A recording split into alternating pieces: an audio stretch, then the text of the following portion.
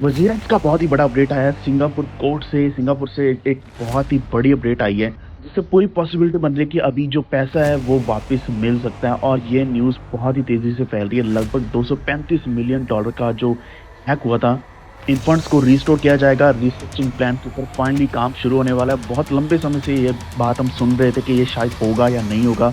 अब इसके बाद आगे क्या होने वाला है, कैसे होने वाला है, यहाँ पे पूरी डिटेल में आपके साथ मैं बात शेयर करने वाला हूँ।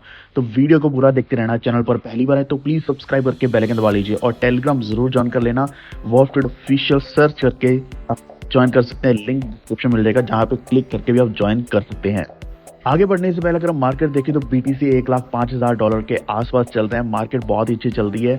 तो आपको पहले भी बोलता आया हूँ, अब भी बोल रहा हूँ कि अगर आपने नई इन्वेस्टमेंट नहीं करी है तो आपको नई इन्वेस्टमेंट्स कर लेनी चाहिए। नया पोर्टफोलियो कहीं और किसी और एक्सचेंज के ऊपर बना लेना चाहिए।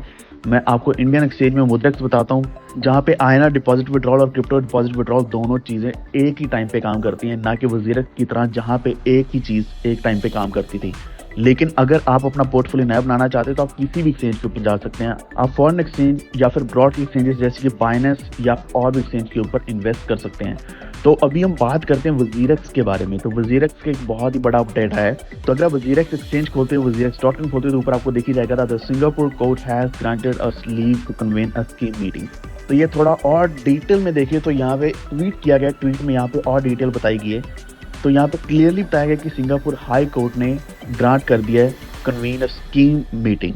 इसका मतलब ये है कि अभी रिस्ट्रक्चरिंग की प्रोसेस को शुरू किया जा सकता है और बहुत ही क्लोज पहुंच चुके हैं। ये वज़ीरक्स का कहना है, बहुत ही हम उस पॉइंट पे क्लोज पहुंच चुके हैं कि जब हम नेट लिक्विडिटी प्लेटफॉर्म एसेट्स को डिस्ट्रीब्यूट कर देंगे, यानी कि डिस्ट्रीब्यूशन हम सभी यूजर्स में होने वाला है और वज़ीरक्स प्लेटफॉर्म को रीस्टार्ट कर दिया जाएगा। यहाँ पे दो चीज़ें इंपॉर्टेंट थी। एक थी सिंगापुर हाई कोर्ट से अप्रूवल मिलना, ग्रांट मिलनी, जो कि मिल चुकी है। अब दूसरा प्रोसेस यहाँ पे बताया गया कि इसके साथ अभी नेक्स्ट प्रोसेस चलेगा वोटिंग प्रोसेस को प्रिपेयर करने का।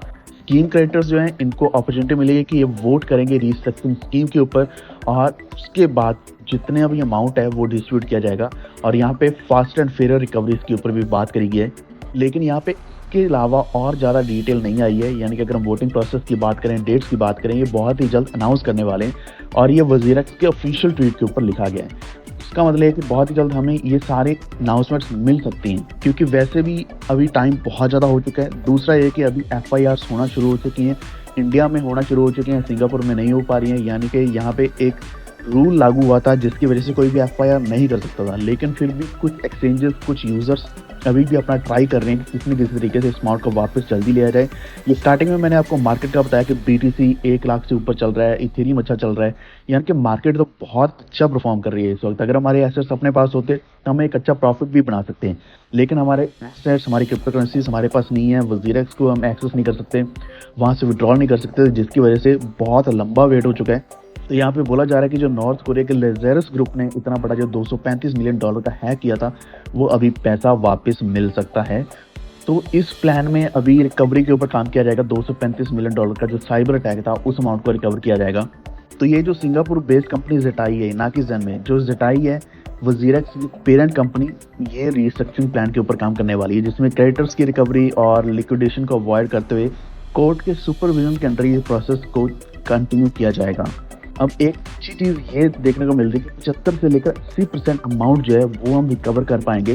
सभी यूजर्स इन अमाउंट को रिकवर कर पाएंगे, अपने बैलेंसेस को अपने एक्सचेंज के ऊपर ले पाएंगे और वहाँ से अपनी मर्जी हम कहीं पे भी किसी भी और प्लेटफॉर्म के ऊपर ले जा सकते हैं।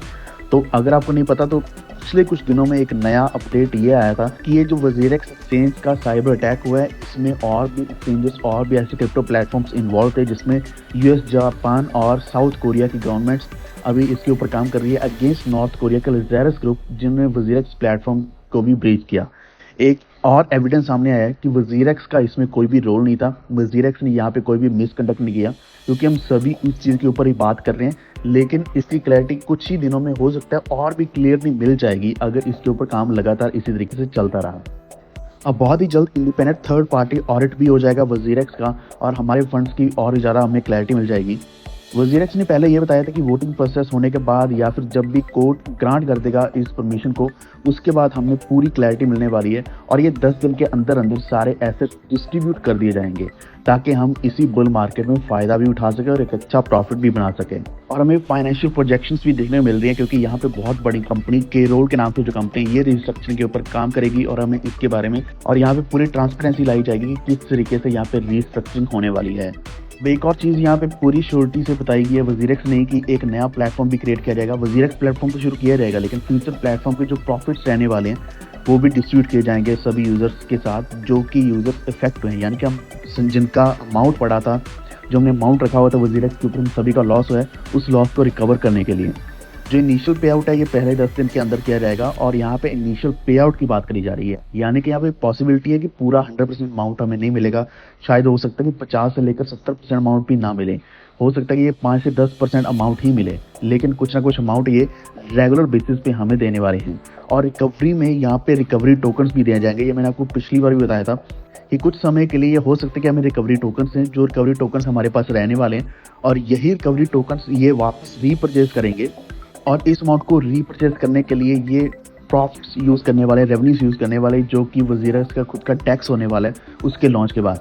यानी कि इस टैक्स की जो अर्निंग होगी, उसी अमाउंट को यूज़ करके ये रिकवरी टोकन्स हमसे खरीदने वाले हैं।